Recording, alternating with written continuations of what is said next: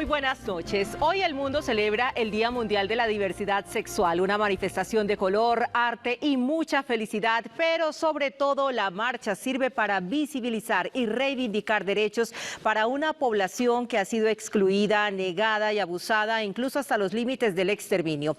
La marcha ya se ha realizado en muchos lugares del mundo este fin de semana, pero en Medellín será el próximo 4 de julio.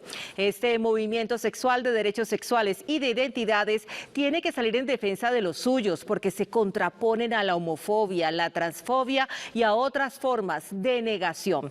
¿Cuál es la situación de esta población diversa en Medellín? ¿Hay espacio para sus expresiones o por el contrario se les persigue y niegan derechos?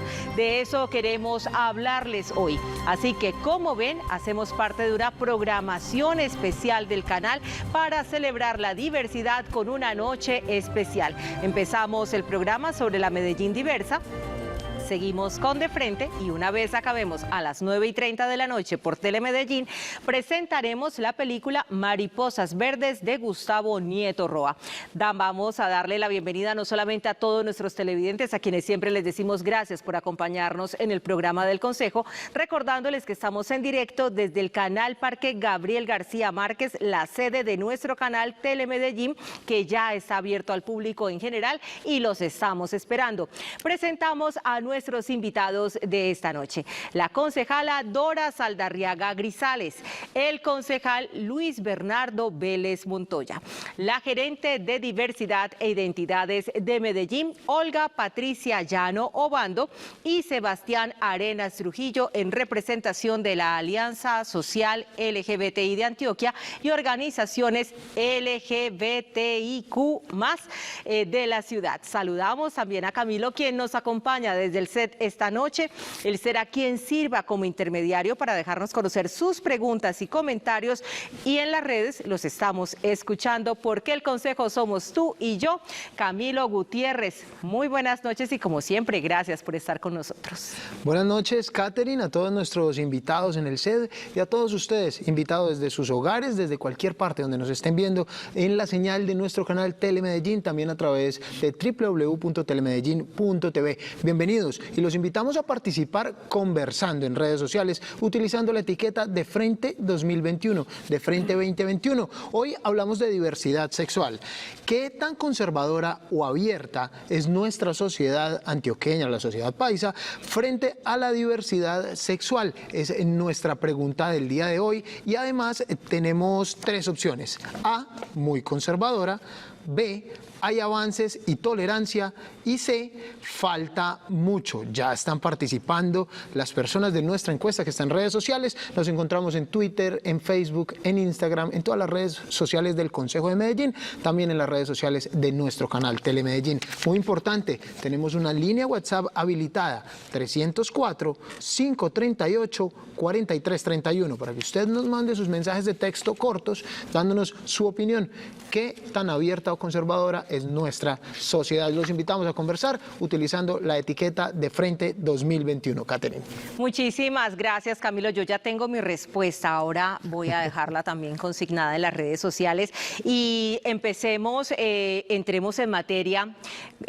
Pues, doctora Patricia, le preguntamos, ¿Medellín se puede denominar como una ciudad incluyente y libre de discursos de odio contra la población LGBTQI+, que ahorita vamos a hablar un poquito acerca también de esas siglas? Bueno, primero quiero iniciar dándole las buenas noches a todos y todas y diciéndole a la población LGBTI que feliz día. Hoy es nuestro día, un día para estar orgullosos y orgullosas de las disidencias, de la diversidad. Como lesbiana le mando un abrazo muy, muy especial a las compañeras lesbianas feministas, a las lesbianas que día a día están en la lucha por el reconocimiento. Creo que vamos avanzando. Nos falta demasiado porque yo también ya tengo mi respuesta, pero vamos en el camino y creo que la gerencia justamente pretende desarrollar acciones para que los derechos y la apertura a una población que garantice la vida y la dignidad sea nuestra apuesta. Vamos en el camino. Vamos en el camino. Pues bien, continuemos y preguntémosle a Sebastián, porque usted, como decíamos, nos puede aclarar qué es esa serie de letras que denominan las identidades sexuales LGBTQI+, y cuántas son son las más que tenemos en este momento. ¿Y cuántos colectivos puede haber en la ciudad? Buenas noches. Muy buenas noches para todos y para todas. Yo me uno también a las felicitaciones que hace la gerenta para toda la población lesbo trans maricona de esta ciudad, que cada día nos sintamos más orgullosos de lo que somos y de los seres que amamos. Yo creo que sí, pues que cada vez son más letras y muchas veces dicen LGBTI, ABC, X, Y, Z. Yo creo que existen muchas letras y todas son válidas, así como los seres humanos. Y en esa medida, pues entonces decir que la población LGBTIQ+, somos aquellos que en común tenemos esa disidencia sexual y de género, en el momento de reconocernos, en el momento de elegir a quién amar y en el momento de construir nuestras identidades. Entonces estamos las lesbianas, los gays, los bisexuales, las transexuales, transgéneros, transformistas, los intersexuales, también la población queer, y esas otras letras que faltan, pues también puede ser la población asexual, pansexual, y pues cada vez que surja de manera identitaria o en la orientación sexual algo por hacer, pues ahí vamos a estar incluidos todos y todas. Ahí va la más. Muy bien. Pues bueno, empecemos con nuestros concejales hablando de esa política LGBTI de la ciudad de Medellín que surge con el Acuerdo 028 del 2011 y que tiene como reconocimiento el reconocimiento de la diversidad sexual e identidades de género para la protección, restablecimiento, atención y garantías de derechos de las personas gays, lesbianas, transexuales, generistas, intersexuales, etcétera, del municipio de Medellín, y tiene el propósito de fortalecer los procesos organizativos en el ámbito local. ¿Esos propósitos se están cumpliendo o no? Les preguntamos a nuestros corporados. Iniciamos con la concejala Dora Saldarriaga. Bueno, también para felicitar a todos y todas que hoy celebran su diversidad sexual, y eso me parece supremamente importante en términos de autonomía. Yo creo que a Medellín le ha faltado, yo puedo responder de una vez. Sí, claro. Yo diría que Medellín es muy doble moral, que todavía falta mucho para la incorporación seria en garantía de derechos.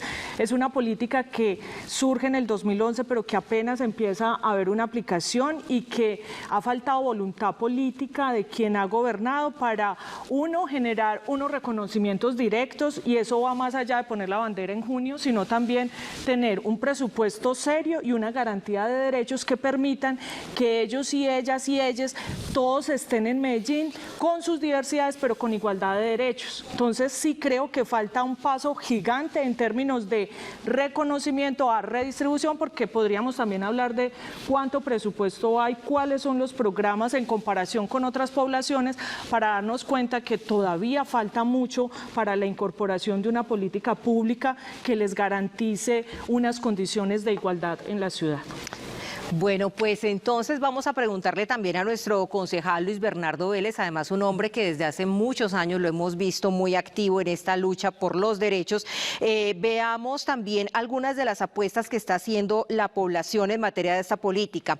Algunas de esas apuestas que encontramos es la transformación social de imaginarios, la erradicación de la violencia y el mejoramiento de la calidad de vida de ese sector poblacional, que resulta ser muy ambicioso. Hemos visto avances, doctor Luis Bernardo, con las buenas noches. Bueno, Caterine, muchas gracias. También un saludo pues a los compañeros, a las compañeras, a Camilo, y me uno también a las felicitaciones, al reconocimiento y a digamos, a toda esta lucha que ha tenido toda esta población durante muchos años. Yo también me uno como a responder algo y ya te contesto, porque a mí me tocó en el 2011, fui parte de ese consejo que por fortuna votamos todos favorablemente esa política pública, y yo creo que también uno en este tipo de celebraciones, de espacios, también tiene que hacer reconocimiento. Yo hago un reconocimiento muy especial.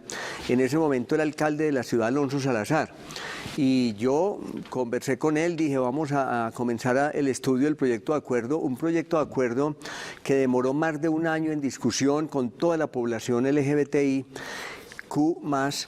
y hicimos todo un trabajo de sensibilización con toda esta población, y logramos, creo que una cosa muy importante era, primero, tener una política pública. Segundo, en ese momento, por la voluntad también de Alonso Salazar, alcalde, inclusive en ese momento manejaba el programa, porque en ese momento era un programa, que fue secretaria de las mujeres también, Paula Tamayo. Entonces hicimos un esfuerzo muy grande, inclusive de tener unos recursos para que existiera el Centro de Diversidad Sexual. Yo pienso que falta un camino, en eso creo que coincidimos, muchísimas cosas faltan. Todo ese desarrollo que usted habla, Catherine, en temas de el derecho al empleo, el derecho a la salud, derecho a la educación, ese cambio de imaginarios, cómo la población está viendo a la otra población, digamos, cómo nos estamos viendo entre nosotros, me parece que falta un camino, pero tener este tipo de programas, tener una gerencia hoy que también hay que hacer un reconocimiento en cabeza y en la dirección de una persona de tanta sensibilidad y de la población como Patricia, yo creo que es una cosa muy importante que está ocurriendo en la ciudad. Falta mucho, claro, pero creo que hemos recorrido un camino muy importante. Sin duda, y vamos a seguir avanzando en ese camino.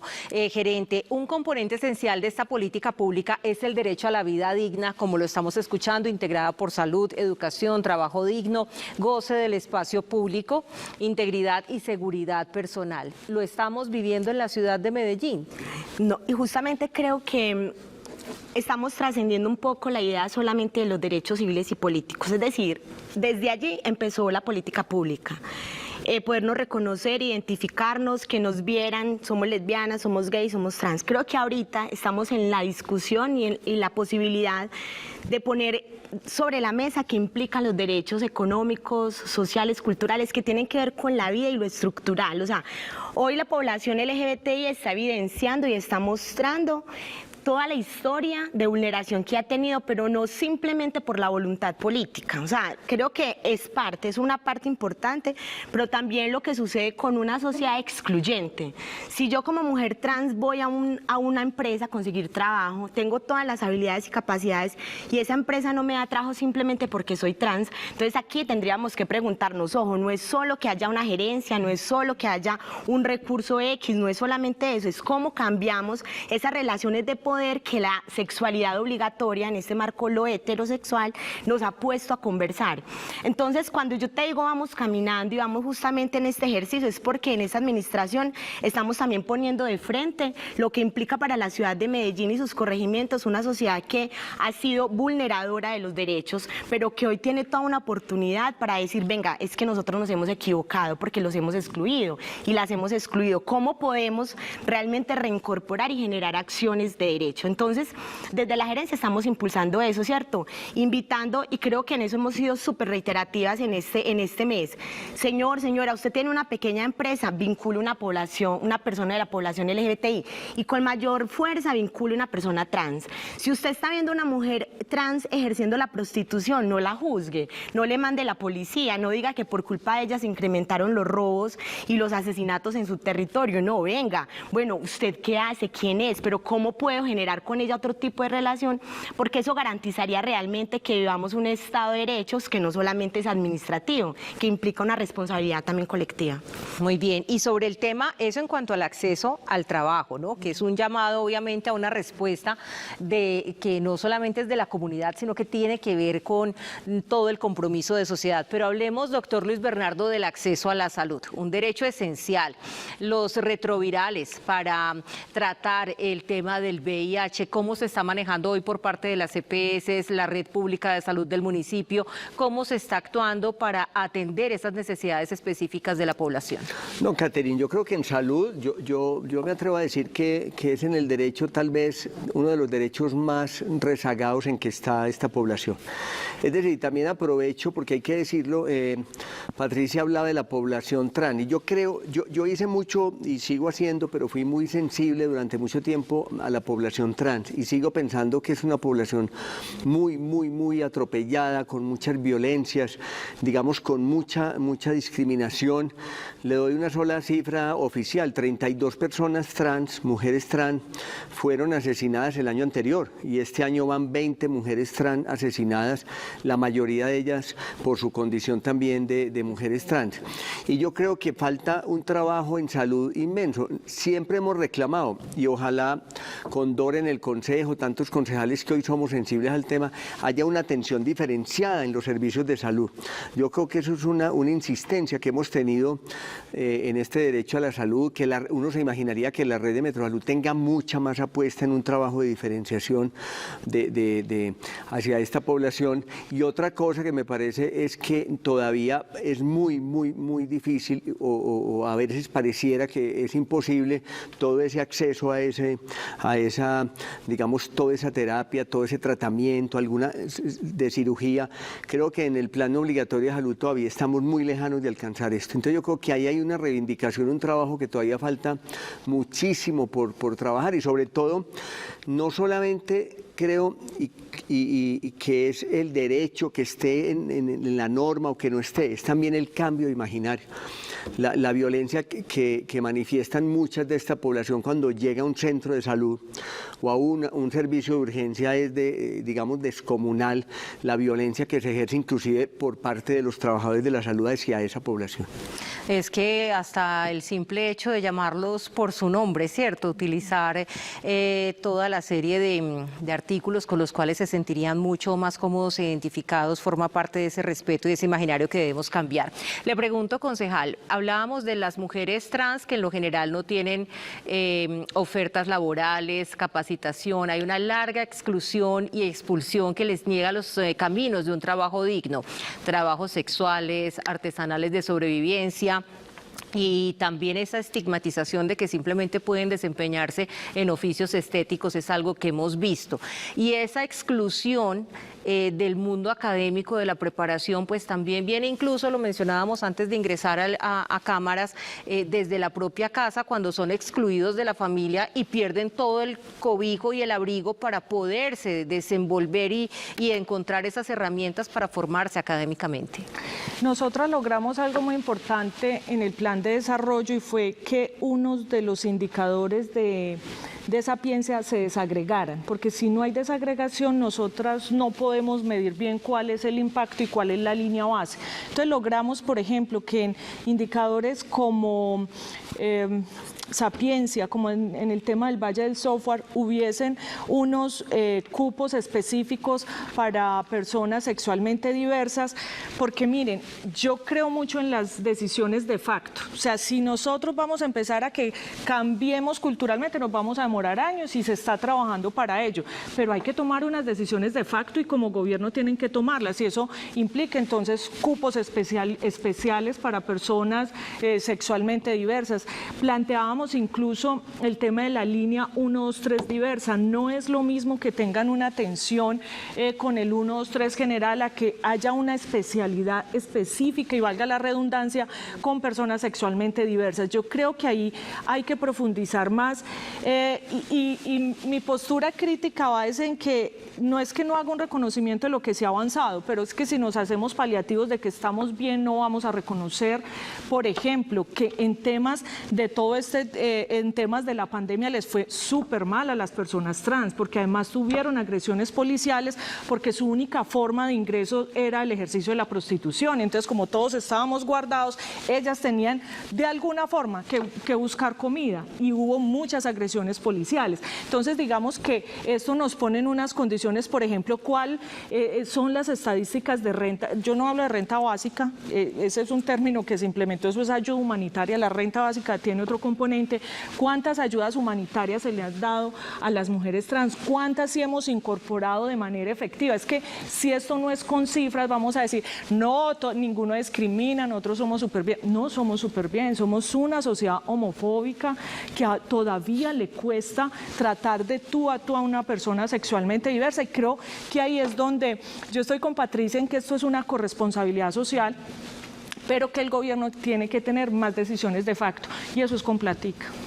Con plática. Muy bien. Adelante, Camilo.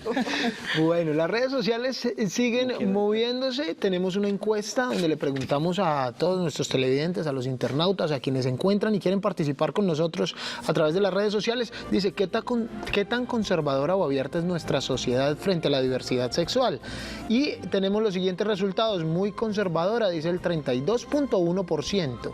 La mayoría, con el 37.5%, dice, hay avances y tolerancia tolerancia. Y el 30.4% dice falta mucho por mejorar. A esta hora contamos con 114 opiniones de nuestros televidentes. Ya vienen las opiniones de nuestros panelistas al respecto. Y les voy a leer una rápidamente por aquí. Dice a Romero, dice, no se trata de ser iguales, se trata de respetar las diferencias. Ahora sí, vamos a ver a los ciudadanos, porque los ciudadanos tienen espacio en De Frente. Escuchemos a Nelson en las calles de la ciudad. Son como maestros de vida en cuanto a la tolerancia y el respeto, porque nos enseñan que debemos aprender a convivir con la diferencia y apreciar a las personas por lo que son y no encasillarlas pues como en estereotipos de lo que uno cree que deben ser o pueden ser. Gracias, Camilo. Y continuamos esta noche y le preguntamos a Sebastián. La política pública propende por el fortalecimiento de organizaciones, por el fomento de liderazgos. ¿Cómo se hace eso y cómo se nota en los colectivos? Bueno, antes de iniciar con la respuesta, dejé escuchándolos un poquito, y ya que estamos hablando de reconocimiento de derechos, yo quiero decir algo, y es que la verdad cuando nos dicen LGBTIQ, el más no me gusta ni el etcétera tampoco. Yo creo que lo que no se nombra no existe, y bien, un reconocimiento de derechos tenemos que nombrarnos en primer lugar. Y también cuando hablamos del tema de salud, yo creo que el discurso va más allá del VIH, porque el VIH nos ha estigmatizado fuertemente y eso incluso ha generado imaginarios que generan mucha más violencia contra nosotros. Cuando hablamos de salud también tenemos que hablar de esos tránsitos de las personas trans, que tienen que ser seguros, que no pueden seguir siendo clandestinos, y sobre todo también toda esa transformación de imaginarios que necesita el personal médico y de seguridad de los hospitales para que las personas LGBTI se sientan seguras al momento de asistir a un centro de salud. Bueno, y en términos de fortalecimiento de organizaciones, yo creería que han habido avances y que las mesas diversas, las organizaciones, las colectivas que han venido surgiendo en la ciudad, pues han venido surgiendo precisamente por esos avances de derechos que hemos tenido en el país, pero que lamentablemente en el territorio no se ven esos derechos que ya tenemos ganados.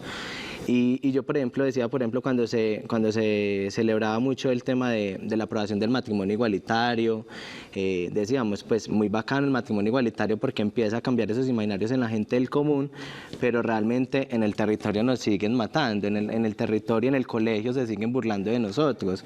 Veamos nada menos, ahorita vamos a ver una película Mariposas Verdes, veamos cuál es el avance que ha tenido la ciudad o el país en los colegios para garantizar el libre desarrollo de la personalidad. Entonces yo creo que esas mesas diversas colectivos, esas organizaciones en el territorio surgen como una rebeldía también para decir en esos pequeños espacios, en la cuadra, en el barrio, hacer de lo cotidiano algo que realmente tenemos que hacer, y es el respeto a la diferencia. Y en el tema del fortalecimiento, yo creería que la visión de fortalecimiento tiene que cambiar, ¿cierto? Porque es que fortalecimiento no solamente es ir a participar a un espacio institucional y a ir a llenar un listado de asistencia. Yo creo que el fortalecimiento tampoco tiene que ver con el ejercicio de realizar un concurso donde uno presente simplemente algo y muchos se queden por fuera. Yo creo que la labor de la alcaldía tiene que ser ver a esas organizaciones sociales como un nodo en el territorio que le permita multiplicar el ejercicio de transformación en el territorio, porque es que nadie más conocemos los territorios que nosotros, los activistas que vivimos en él.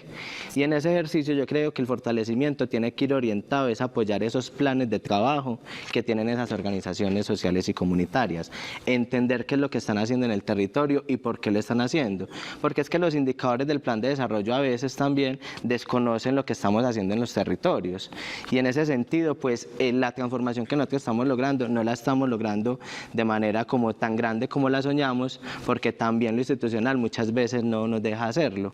Entonces en ese sentido yo creo que el fortalecimiento tiene que ir más allá y tiene que realmente la alcaldía, incluso el consejo y todo eso tiene que ir de la mano con otras organizaciones para poder generar esas transformaciones en nuestros territorios, porque si no, la verdad, el impacto no se va a lograr. Muchísimas gracias, Sebastián, además por la corrección. Sin duda este es un espacio que hoy también nos sirve para seguir aprendiendo muchísimo más acerca de todo ese ese universo que implica la población LGBTIQ+.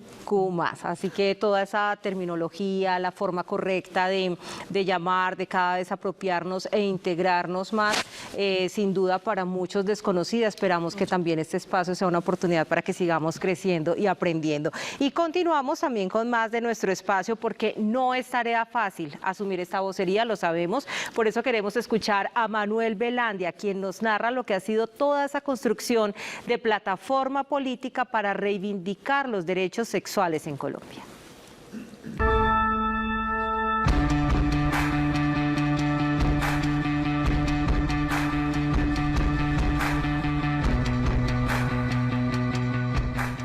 Hola, yo soy Manuel Velandia.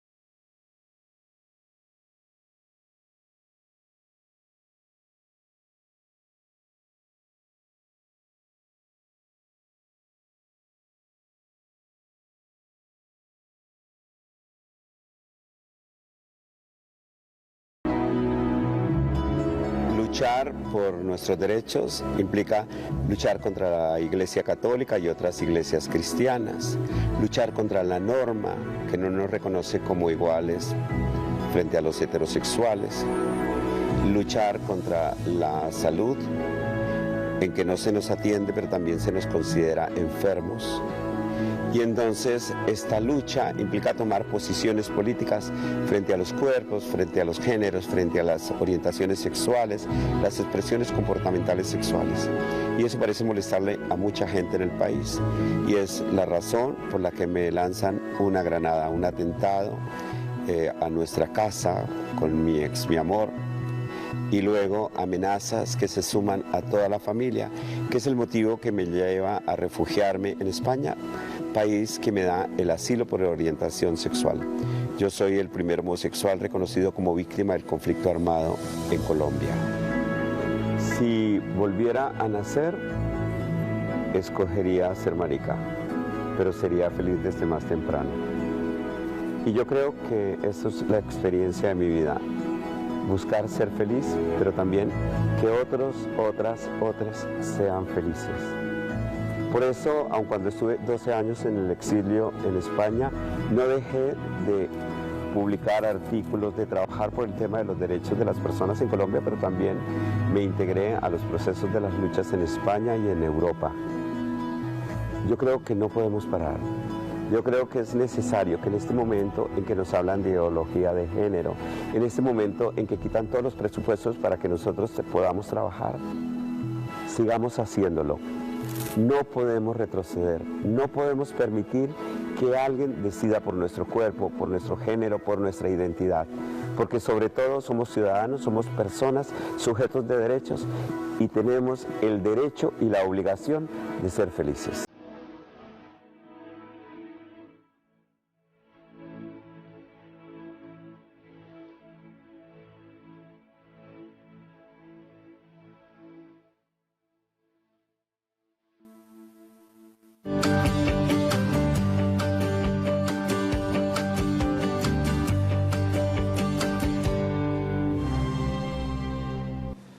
Todo un testimonio, una historia por el derecho a ser felices.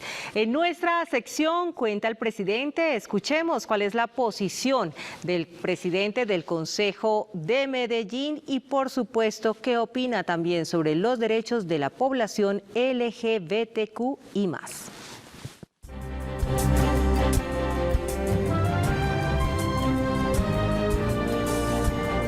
Medellín celebra el mes de la diversidad, un mes para resaltar el valor a través de las diferencias y el trabajo decidido que la comunidad LGTBI+Q viene realizando para hacer respetar sus derechos. Nuestra ciudad ya cuenta con una política LGTBI desde el año 2011, que tiene como fin el reconocimiento de la diversidad sexual a través de las identidades de género para la protección, restablecimiento, atención y garantía de los derechos de la comunidad LGTBI.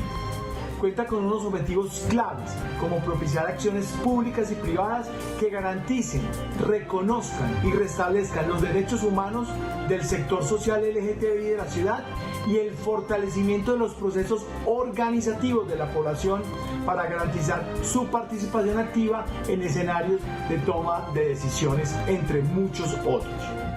Nuestro principal objetivo es hacer de Medellín una ciudad donde se respete la vida sobre cualquier diferencia.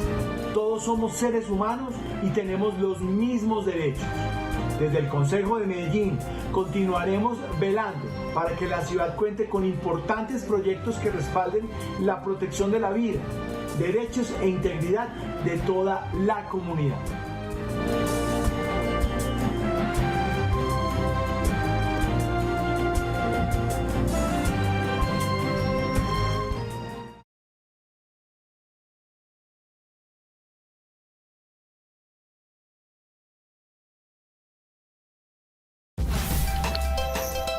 Estás viendo De Frente.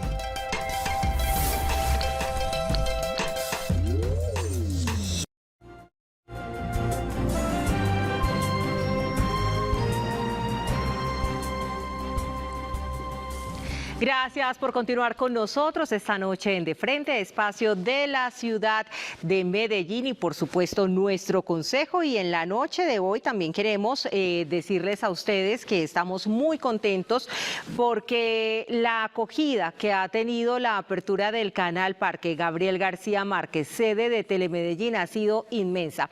Les recordamos que el acceso es por las entradas de la calle Carrera, más bien 43F, número 1860, el horario de cierre a las 7 de la noche y toda la información para el acceso en la línea 448-9590 para que ustedes también se encuentren con nuestro canal Parque Telemedellín. Los estamos esperando.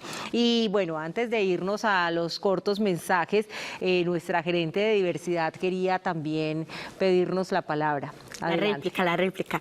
No, que hay una cosa muy bonita que Sebas puso, que yo creo que nos la jugamos este año años en la gerencia, pues, y también obedece por la trayectoria que tiene el equipo. Pues yo vengo del movimiento social de mujeres, soy feminista, y también del trabajo comunitario. Y este mes, por ejemplo, la diversidad, nosotros nos la jugamos por que la agenda de las mesas fuera la agenda que imperara, o sea, que fueran los y las protagonistas, porque también venimos de unas institucionalidades que siempre se han usufructuado de discursos y de acciones de la población para beneficio propio. Y aquí lo que dijimos, no, las mesas ponen su agenda y lo que nosotros hacemos como Estado es apoyar, garantizar que no haya ningún maltrato, que no haya ningún abuso y que haya un recurso. Claro, no es el óptimo, sí, también hay que ponerlo, pero que por lo menos exista algo. Y en ese sentido, pues porque a mí también me parece que es muy importante que la gente conozca, la apuesta a la gerencia es la calle, es el barrio, no es el escritorio, porque así no se cambiaría la realidad que vivimos y es estar allá donde realmente vamos a lograr que se impacte, porque usted ve la necesidad. Bueno, entonces, ¿qué hacemos? ¿Cómo una institucionalidad se articula para desarrollar acciones al respecto? Eso quería pues agregar como con lo de Sebas. Con lo del trabajo social que se está adelantando, entonces, por parte, muy bien, de la Gerencia de Diversidad que quiere la calle, que como dice la concejal Dora Saldarriaga, y me imagino que ahí coincide también el doctor Luis Bernardo Vélez, siempre los presupuestos resultan cortos, ¿no? Para tan inmensas necesidades que tenemos. Bueno, muy bien. Plata, diga. Entonces, continuemos y hablemos acerca de un concepto que es usual en estos asuntos. Hablamos a veces de los crímenes de odio, hablamos también de los discursos de odio, de las violencias simbólicas, qué son, cómo son y cómo se expresan. Veamos.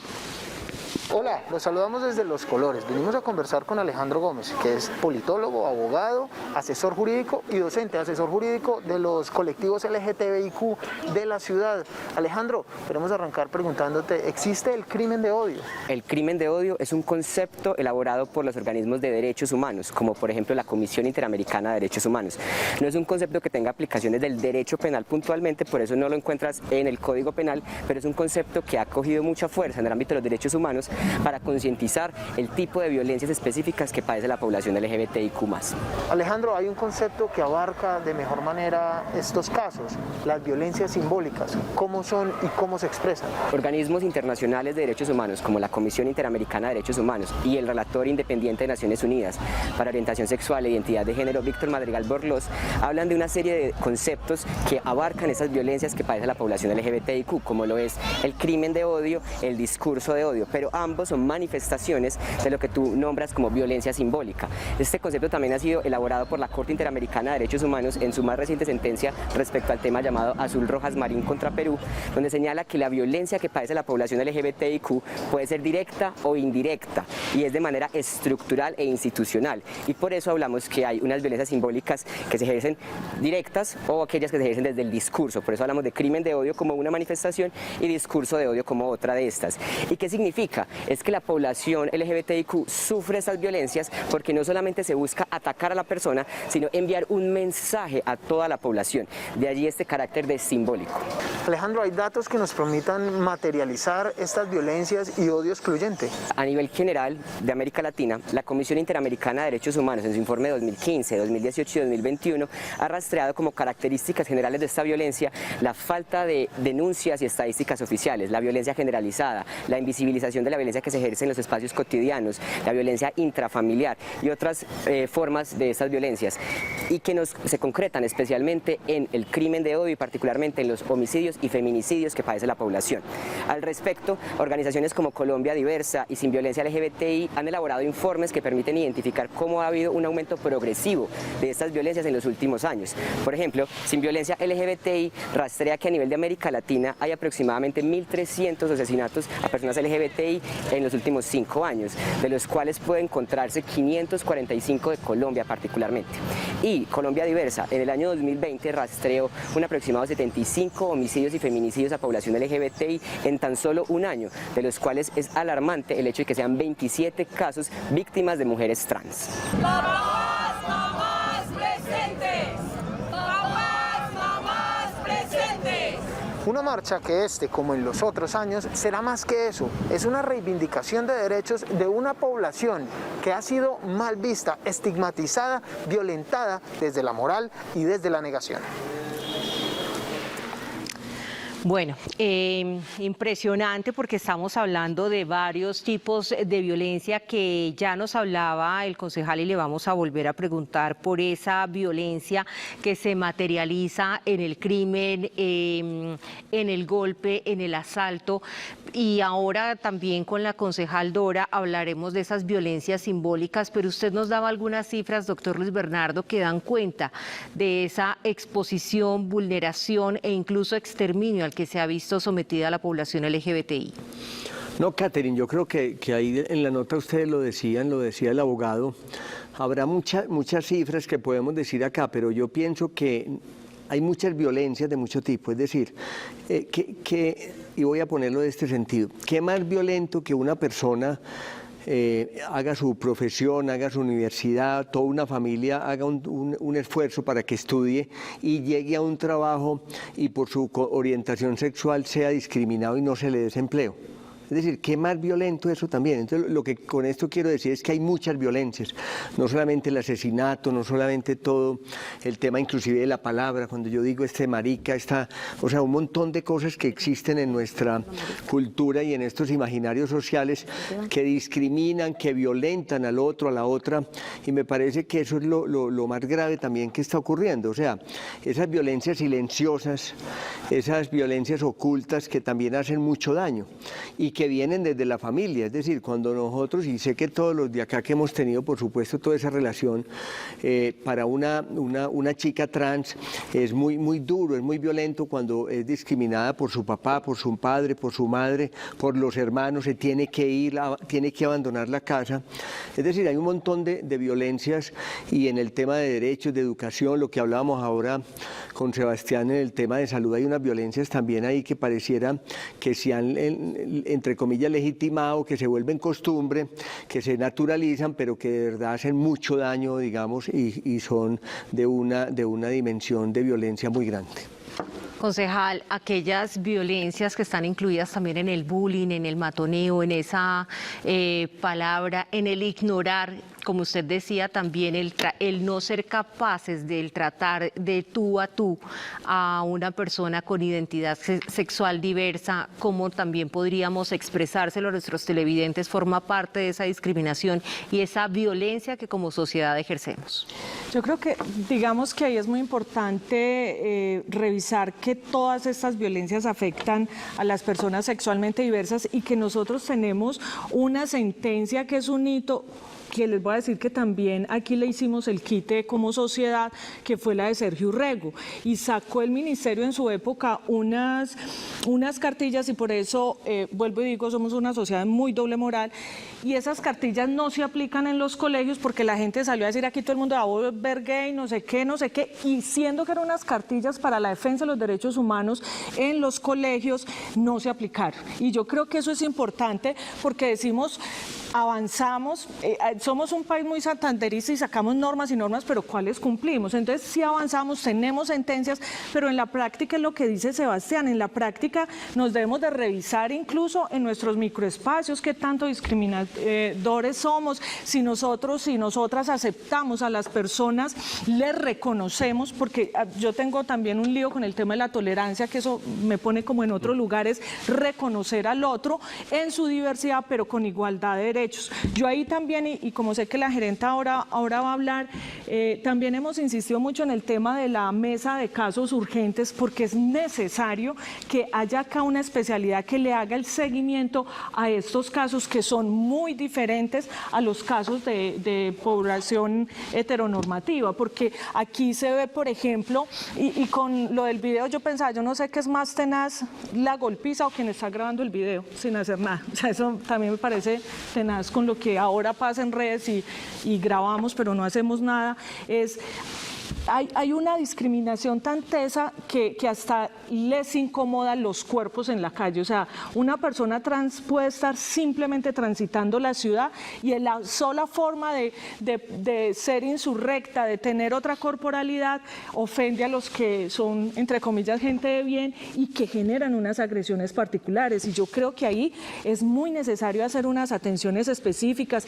que hayan grupos especializados. Yo en el Consejo siempre les planteaba por ejemplo, en la gerencia, y me alegra que Patricia sea lesbiana, me alegra que quien llegue ahí sean personas sexualmente diversas, que no llegue un hetero ahí a ver que le expliquen qué es lo que tengo que hacer, no, porque es que eso pasa por los cuerpos, esas discriminaciones pasan por ahí y pues podrán ejercer más tranquilamente y de forma más efectiva el ejercicio público.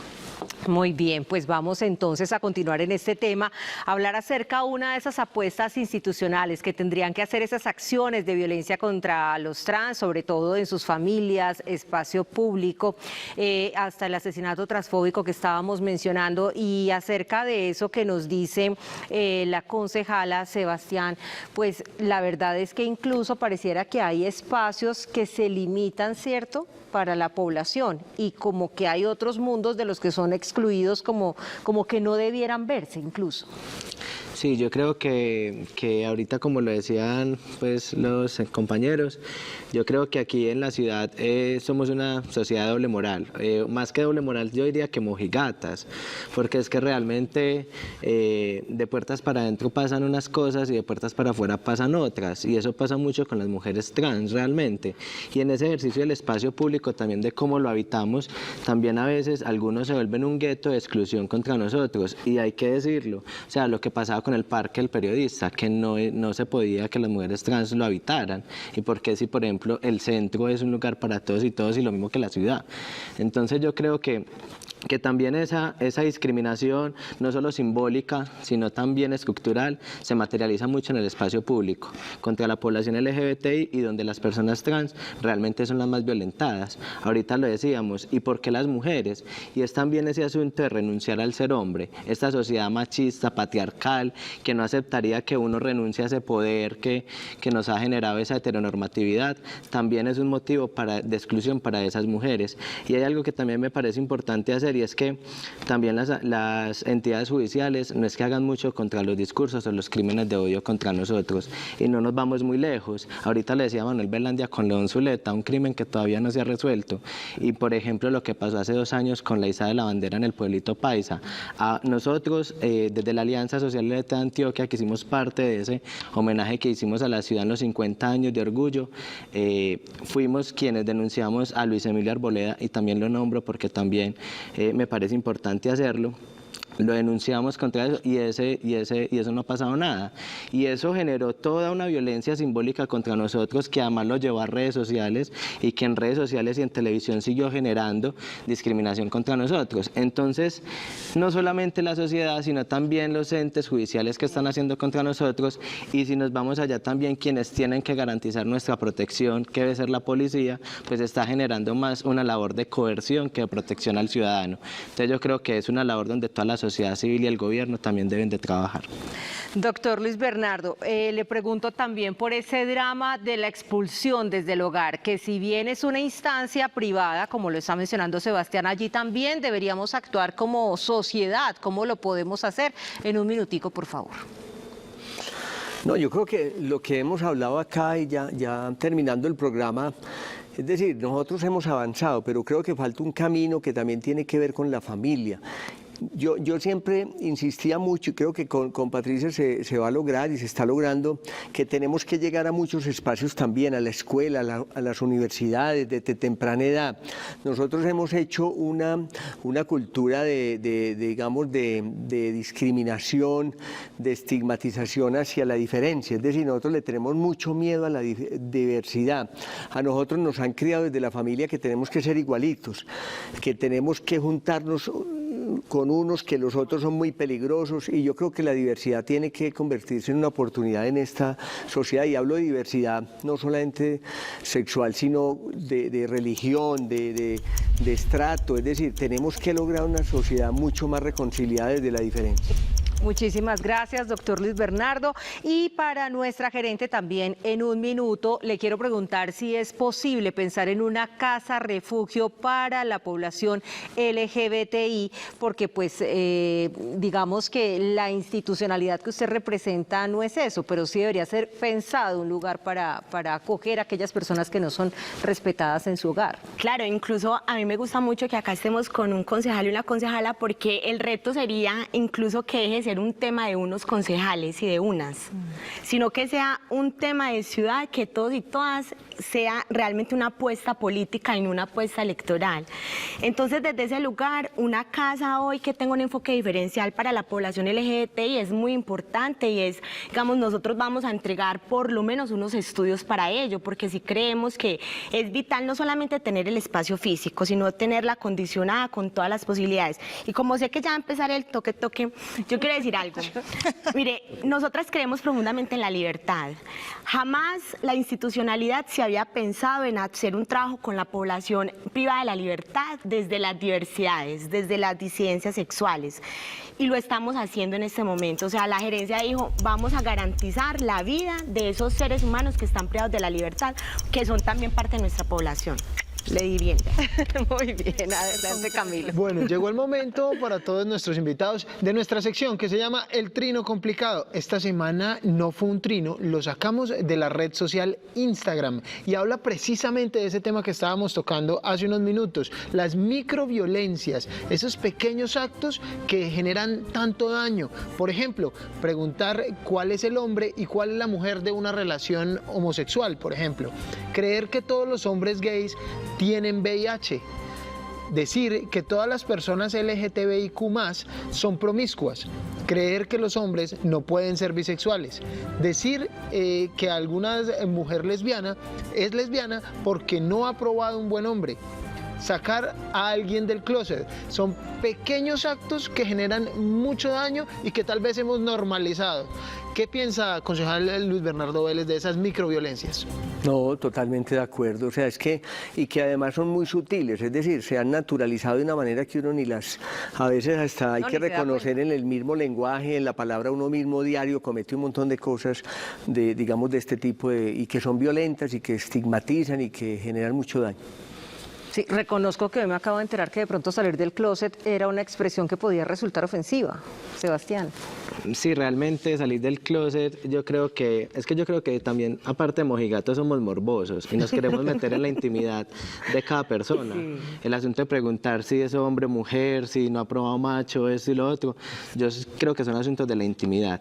Y ese asunto de salir del closet vulnera la intimidad de una persona. Y es por eso que incluso aquí pues doy cepillo y es el programa principal del voluntariado diverso, que es una de las organizaciones a las que pertenezco, se llama Salir del Closet y quiere brindar esos espacios familiares y en los jóvenes de reconocimiento del ser humano, pero sin la necesidad de tener que contarlo, porque es que realmente un heterosexual no tiene que decir, hola, soy heterosexual, entonces ¿por qué nosotros tenemos que decirlo? Y esa es la reflexión para la sociedad.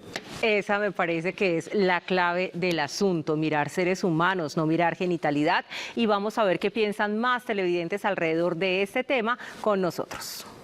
Son personas muy emprendedoras, echadas para adelante, que no tenemos por qué sentir que somos diferentes o que son diferentes. Son personas con los mismos derechos y muchas habilidades. Son personas llenas de cariño, son personas que saben respetar, saben luchar, saben salir adelante. Los conozco, son emprendedores, tengo demasiadas amistades en ese caso y con toda. Muy bien, y le preguntamos a nuestra gerente también en 60 segundos, para que empiece el toque, ¿cuál es el presupuesto de su dependencia? Preguntarle también si ese presupuesto es suficiente o si no lo es, pues ¿para qué alcanza? Para que pida. Que empiece a rodar, por favor. Bueno, no, el presupuesto son 1.400 millones. Efectivamente, pues es un presupuesto corto. Bueno, y ahí vamos a hacer todas las gestiones y la estamos desarrollando para ahí que estamos viendo las sedes, la están poniendo muy bonita. Sí, por ejemplo eso, mira, esta sede, a mí me da risa cuando hablo con los muchachos, esa sede que tenía un montón de espacios prohibidos, eso parecía una cárcel, puras rejas negras. Cuando llegamos dijimos, no, es que la diversidad sexual, más allá de que nos digan, ay, son coloridos, no sé qué, no, es el espacio para la libertad, para vivir lo disidente, para hacer transgresiones a la norma, para posibilitar el encuentro con los otros seres humanos. Entonces eso es lo que estamos haciendo y quiero aprovechar que está ahí Susana. Susana es una chica trans que está estudiando y hoy un saludo muy especial para ella, ganó 10º, va para 11.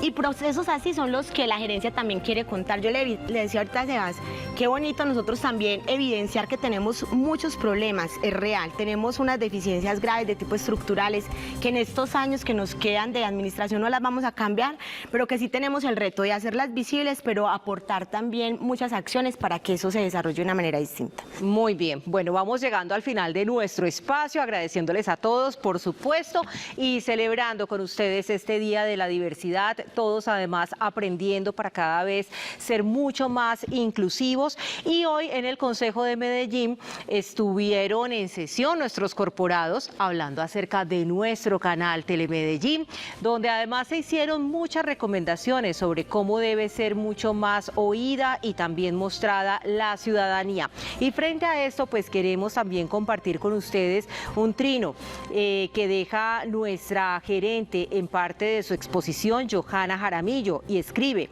trabajamos bajo premisas importantes, respeto por la ciudadanía, responsabilidad con los dineros públicos, construir una parrilla de programación basada en necesidades y gustos de la audiencia, oportunidades a nuevos talentos, mostrar la ciudad al mundo entero. Un compromiso de esta administración. Los invitamos a que nos sigan acompañando con la película Mariposas Verdes. Gracias por estar con nosotros y nos vemos en un próximo De Frente a través de nuestro canal. Feliz noche para todos. Gracias.